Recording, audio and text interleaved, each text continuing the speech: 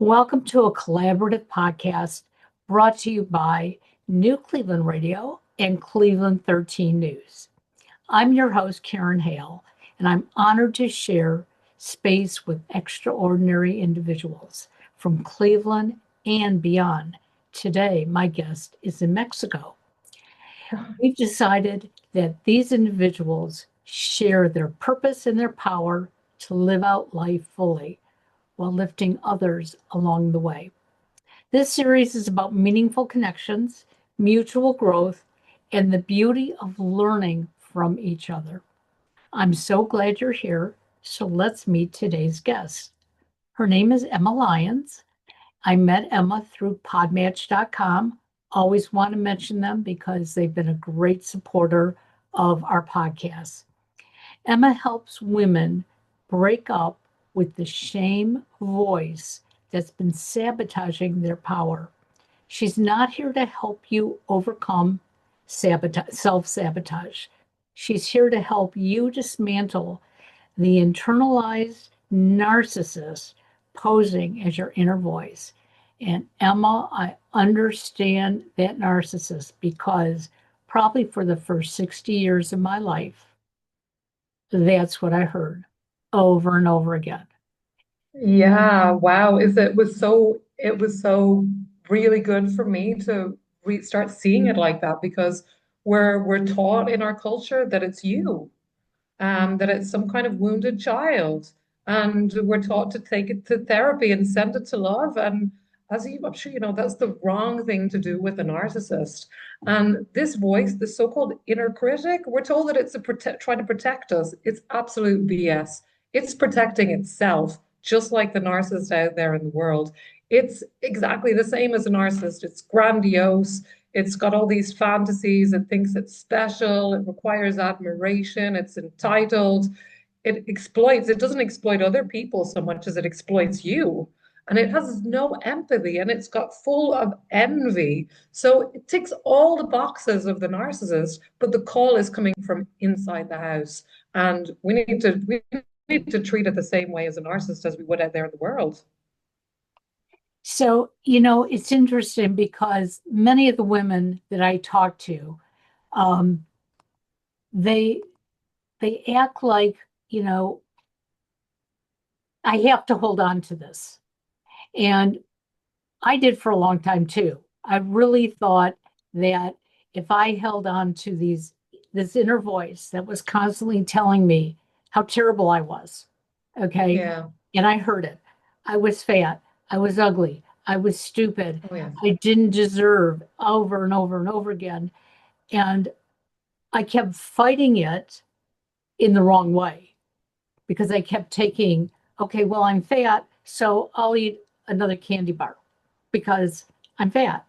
I'm stupid, so I'm not going to go back to school and get the degree that I really want because I'll never achieve it. Yeah. And I see so many women saying the same thing to me in my coaching sessions. And I ask them, where's this voice coming from? Do you know where it started? Because if you know where it started, you Yeah. might be able to stop it. And for lots of us, I mean, it has lots of different levels to it, but for lots of people who experience really heavy shame, you may have been the scapegoat within your family system. So in dysfunctional and narcissistic families, like if you had a narcissistic family, and most families are dysfunctional, let's be real, it's particularly in the Western world, it's estimated in the United States, for example, that about 70 to 80% of families are dysfunctional. So that's like 7 or 8 out of 10. Yeah. That's the vast majority. So in these kind of families, you have so much kind of collective trauma and shame that remains unprocessed that they look for a scapegoat, someone to project all of that shame, all that trauma on, and you become the identified patient. And the scapegoat, your life isn't supposed to work. So you're left, like you said, like you experienced as well, you internalize all this shame. You pit it against yourself. You're like, oh, because the parent can't be problem, it must be me. I'm fat, I'm ugly, I'm stupid. I thought all the same things as you, Karen. And for so long in my life, I thought I was the problem. I didn't realize the systemic nature of this shame and the dysfunctional nature of my family. You know, my mother ticks all the boxes of the covert narcissist, and I never realized until much later in my life. And her mother was quite a sadistic, malignant narcissist, and that's kind of downplayed by everyone except the narcissist from that particular family system. So these things get passed on. Shame is not something that can be processed, and most people, you know, of other generations, they did no work on their shame. They so it just gets passed down. It just gets passed down to the next person, and the scapegoat is the one who gets that on full blast. The other roles within dysfunctional families, like the golden child, the enabler, they're all shame roles too. But the scapegoat is the one who gets like the full on dose of shame that you kind of have to, that most of them end up in therapy or, you know, with addictions, with serious problems, because the scapegoat, as a scapegoat, your life isn't supposed to work. You're supposed to struggle. You're supposed to be the problem for the family. So yeah, this is where it all starts for so many women. And also want to say one more thing about this. If you women have been collectively scapegoated in our society. So there's the personal element, the internalizing element, and also women collectively have been scapegoated, you know, for, you know, the shame of men's sexuality. Oh, it's Right. women's fault. So all of that, women dirty, ugly, smelly, all of those things, too many wrinkles. And we shame each other. Women are the worst for pulling each other down. And this is classic shame because shame is indigestible. And in order to get a bit of relief from the shame, what do? We pull the other woman down. Oh my God, she's so fat. She's got a big nose. She's so old, you know. And it gives us this temporary relief from the shame that we're experiencing. I love that you talked about guilt earlier on and the guilting in the guilt that was kind of passed down from your mother to your family. And usually what I've noticed is that guilt and shame are often really conflated and meshed. Like usually you don't have shame without a very large portion, maybe even a larger portion of shame than guilt, because guilt says, I've done something bad, Right. okay? And you know, you feel bad because you've done something bad. Shame says, you're bad. You're a bad person. That's identity level.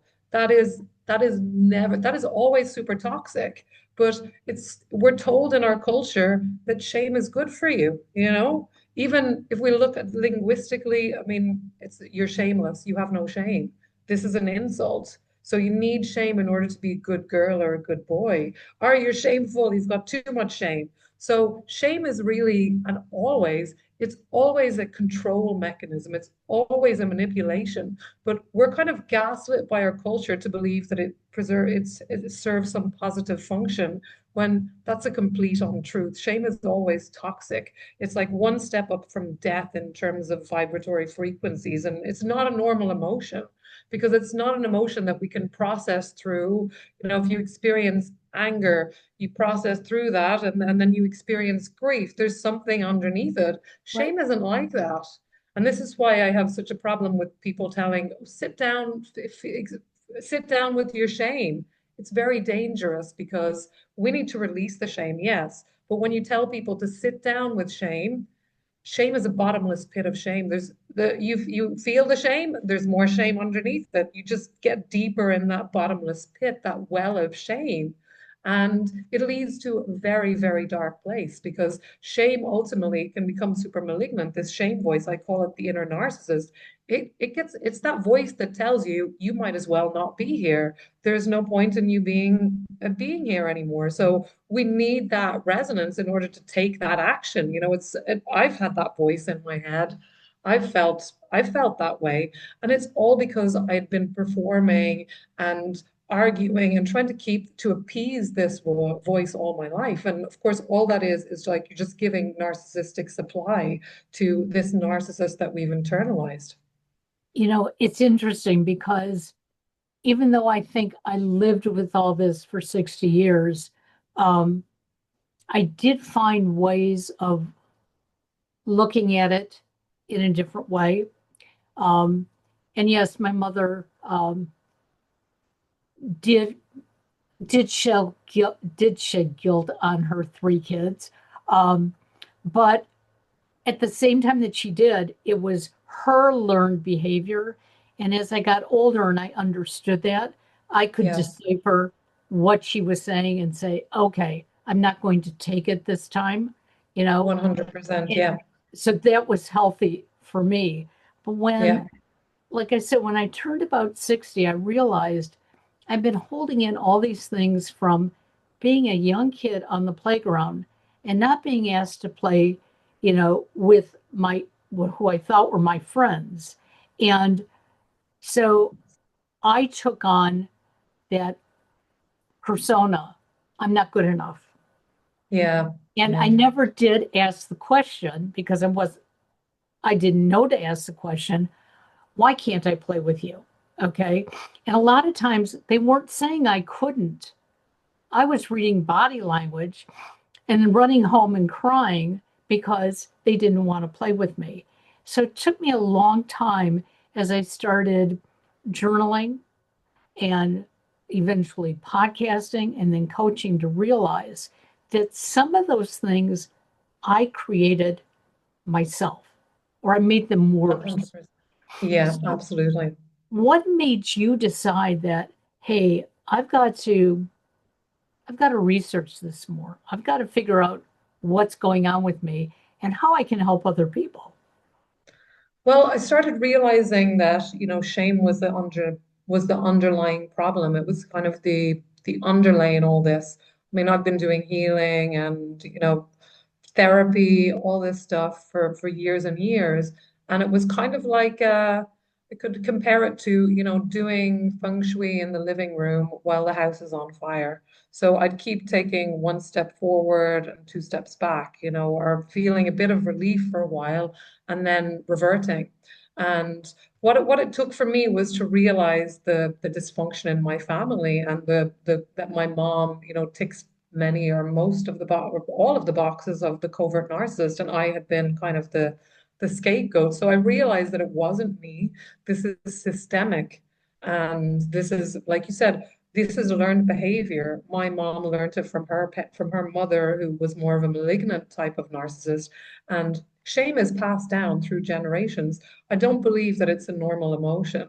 I believe that it's passed down. Children, babies, they don't experience shame. They're completely shameless. Right. And I want to reclaim that word shameless because every other word in the English language that ends in less means that you don't have any of that thing.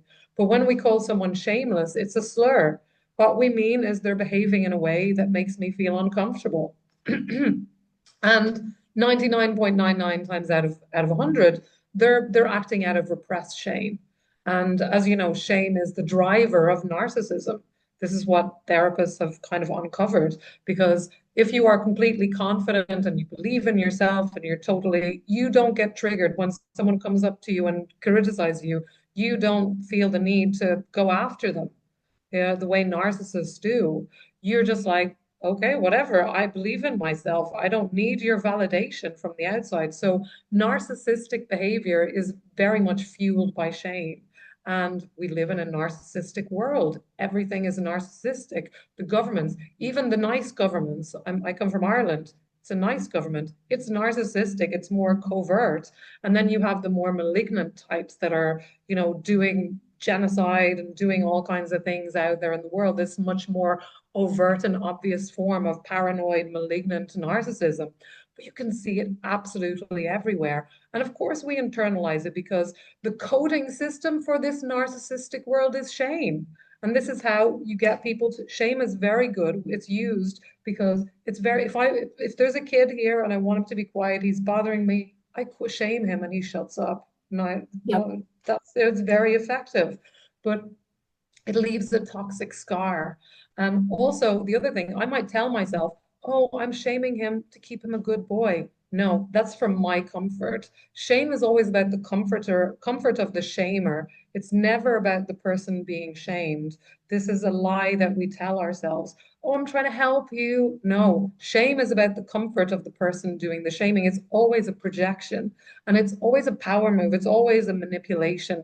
Always, every time, even when people do it unconsciously. Like people manipulate others unconsciously all the time. That doesn't take away the fact that it's manipulation.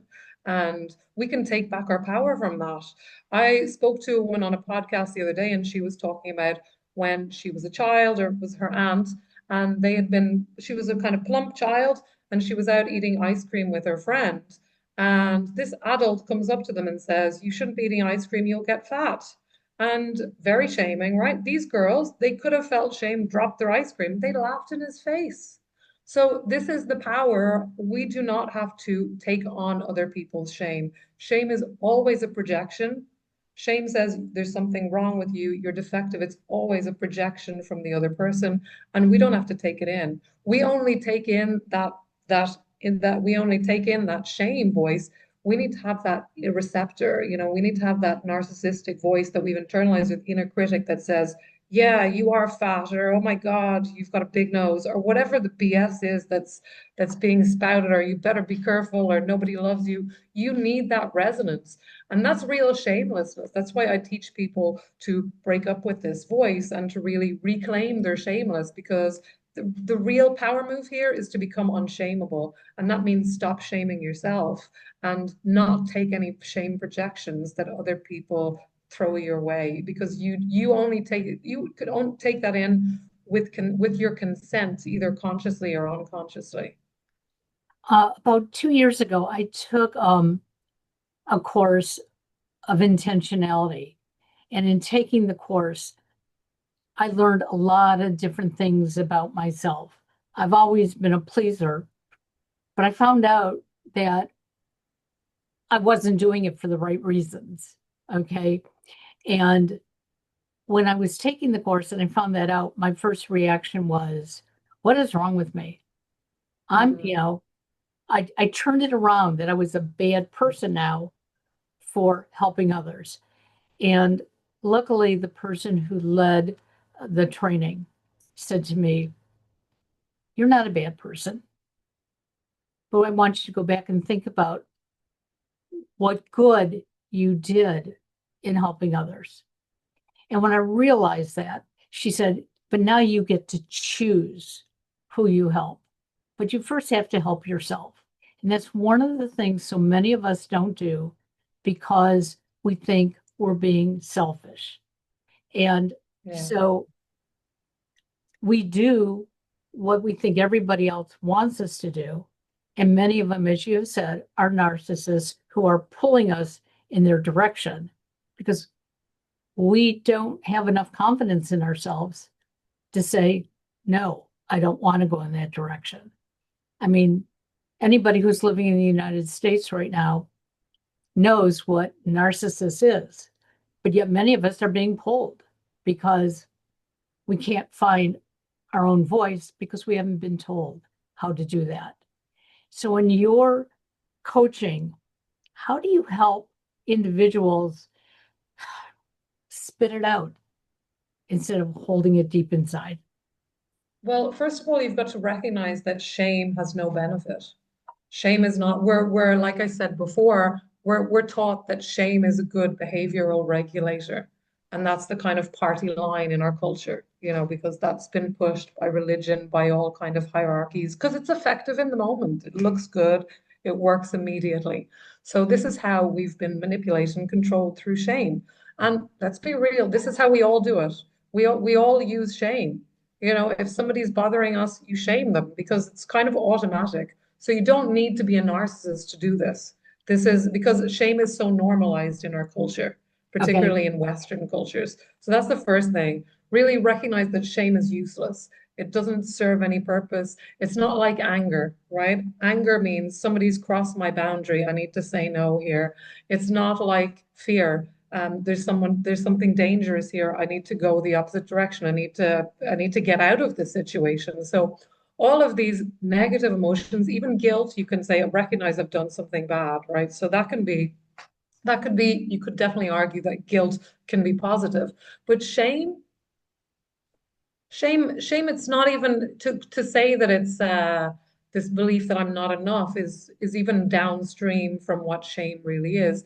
Because shame is a toxic emotional cocktail of a bunch of different things: self-loathing, disgust, fear, anger, turned inwards, turned against the self, like invisibility, you want to disappear. It's that heat that comes over you. So shame is not, and then all the belief that I'm bad, I'm wrong, it's downstream from that. So shame is a little more complex than other emotions in that sense, and it serves no purpose except to be control the person trying to control you. It doesn't benefit you in any way. Believing that you're useless or that you're stupid, how is that beneficial? It's only beneficial to people trying to make you do what they want you to do. So when you recognize this, that shame has no positive function, that it's actually not good at regulating behavior. Like that's been proven.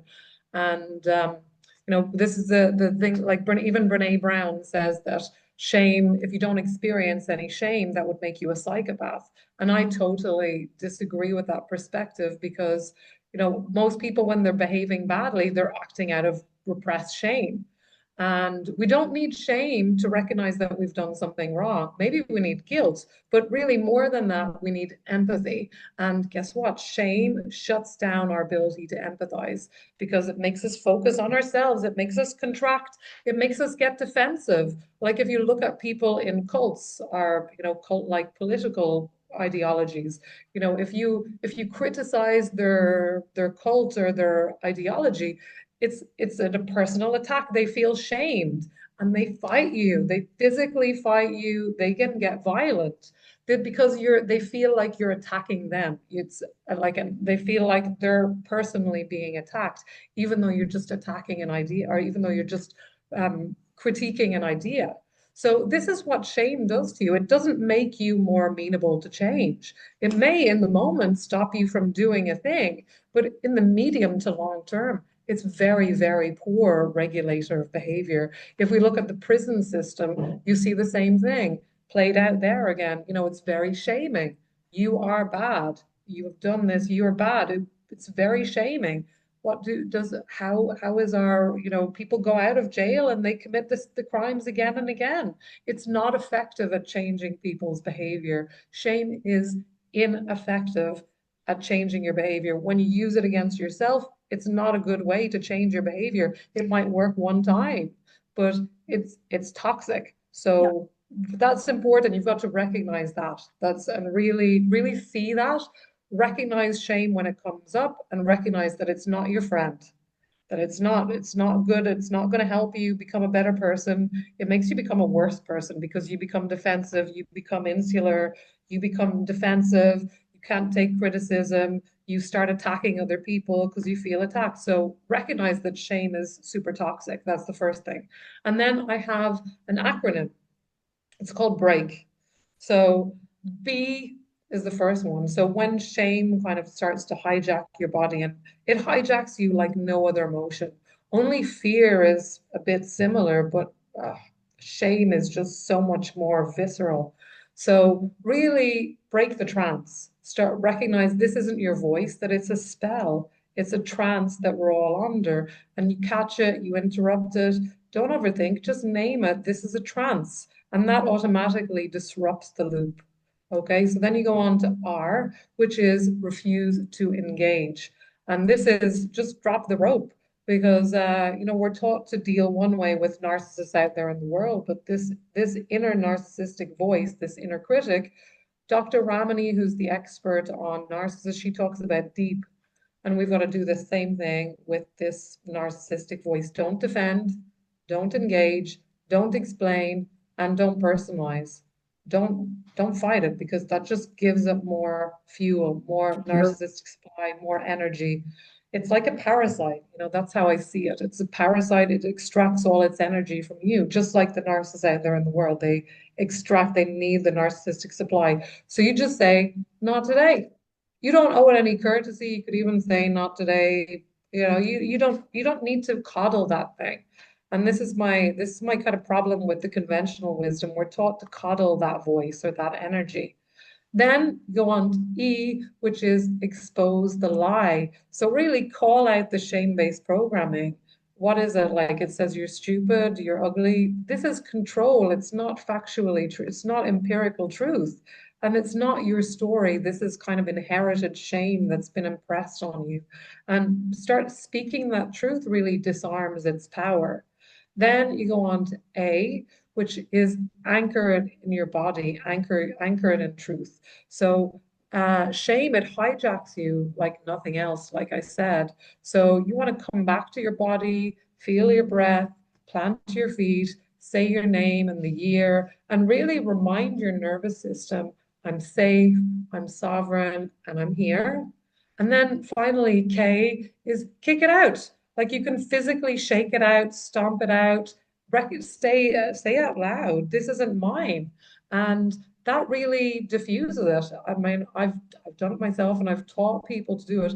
This is really effective. But the important thing is to recognize that shame is not useful. It's not your friend. It's not your enabler. It's not your guardian. In spite of what we're told by the collective, we're told that this inner critic, it just wants to keep you safe. No, it wants to keep itself safe. It doesn't care about you, it wants to keep you small, shrink in your little box. And once you start seeing behind the curtain, you can absolutely take back your power because this thing is like a light bulb. It gets all its power, all its energy from you, and you can shut off that power. We've got to stop coddling this thing and just say no to it and stop giving away our power and our energy. It's interesting because um, my husband, we've been together, well, we've been married 41 years, been together 43.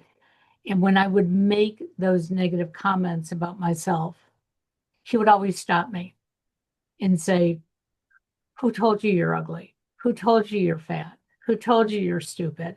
Um, and he did not like when I put myself down, but I continued to do it for a long time. And Mm-hmm.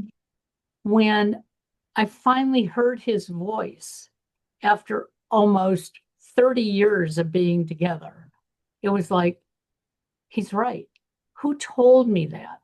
You know, why do I continue to say these negative things about myself? I don't hear anybody else saying them. It's Yeah, me. And yeah, that's when I got the strength to actually dissolve it and say, I'm not going to say I'm fat unless I really am and I don't like the way I look. But then I have to make the decision what I want to do about it. Do I want to stay this way or do I want to make changes? And that was a powerful breakthrough for me. And it didn't come from therapy because all the therapy I had kept asking me, oh, did your mother call you fat?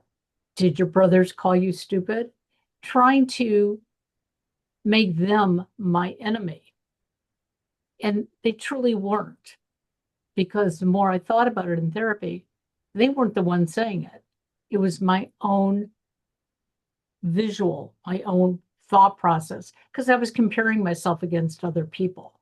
You know, I may be yeah. standing next to you and thinking, oh, compared to you, I feel like I weigh 100 pounds more. And Mm. based on that, in my head, I'm fat.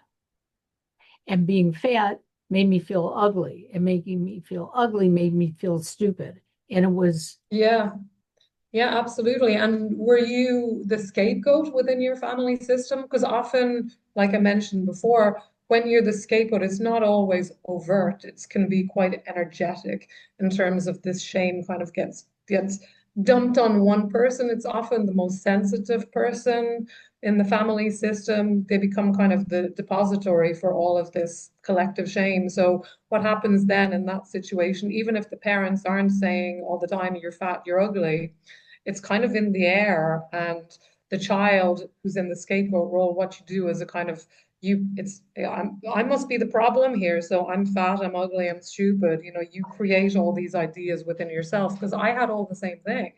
I thought I was like, where did these come from? But it was a reaction to my environment, you know. So it's not children out there in the world in healthy families don't develop these ideas about themselves. This comes from the dysfunctional environment that we're in. Well, you know, it's interesting. I'm the youngest of three. I have two older brothers. Um, and I always felt less than them. I don't know if my family made me feel that way or not. One Mhm. brother is 8 years older, was 4 years older, and to me, they were just the world, and they still are. But I look at them differently than I did growing up. Okay, when I was growing up, I thought they were so much better, but now I realize we are equals. They're no better than me. Um, but the shame I felt all those years was very intense. And I'm Yeah. so glad. And I want people to understand that you don't have to live with it that deeply No. the rest of your life. And it's not an easy process because I will say, when I started going through this process 15 years ago, I kept asking myself, do I deserve to do this?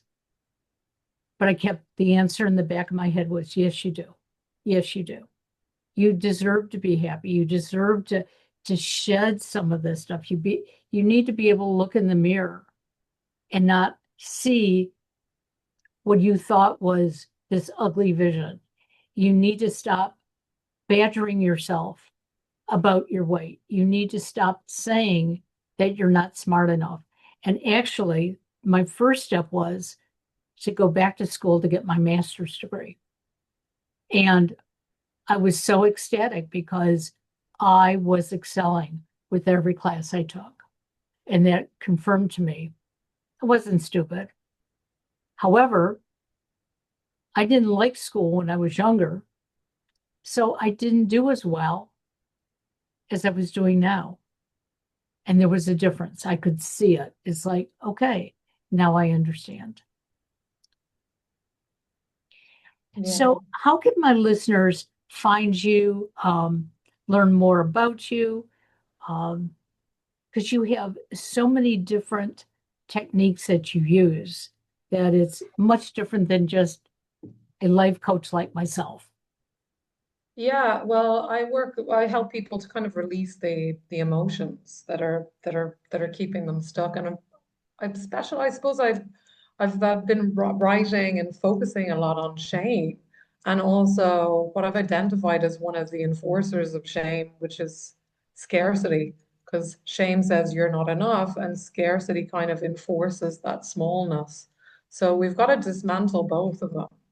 And yeah, you can find me. I've done a lot of my writing over on Substack. So over there, I'm Trauma Matrix, and you can find me on Instagram and all the social platforms. Trauma.matrix over on Instagram, over on LinkedIn as well. You can find me, and I do have a free gift for people. So if people are listening and they're thinking, yeah, I kind of identify with this critical voice. I have a free gift and it's called 5 Signs It's Time to Break Up with Your Inner Narcissist. And it gives you the 5 classic signs that it's really kind of gone too far and that you need to take back your power from this thing. And it also gives you tools and strategies to make that happen. And you can find that at tinyurl.com/ not today narc NARC. So yeah, check that out if you're that's kind of a next step. Because listening to all this information, it's all very interesting, but we know that you need to act on these things to bring that tangible change into your life. Absolutely. And that's a good word to use. We need to act on it. Um, we can sit around and complain. We can sit around and think that we want to make a change, but until you act on it, change is not going to happen. And, you know, I look at myself and I say, you can do it at any age. You can do it at any time. And then be Yes. grateful that your life is yours and that you have some control. Emma, thank you for joining us. Enjoy the rest of the day in Mexico, where I'm sure it's warmer than it is in Northeast Ohio. We just got fall today, and it's in the low 60s, and I'm wearing a sweatshirt because I'm feeling cold. So um, have a beautiful day, and we will talk again soon. Thank you. Thank you so much. Bye bye now. Bye.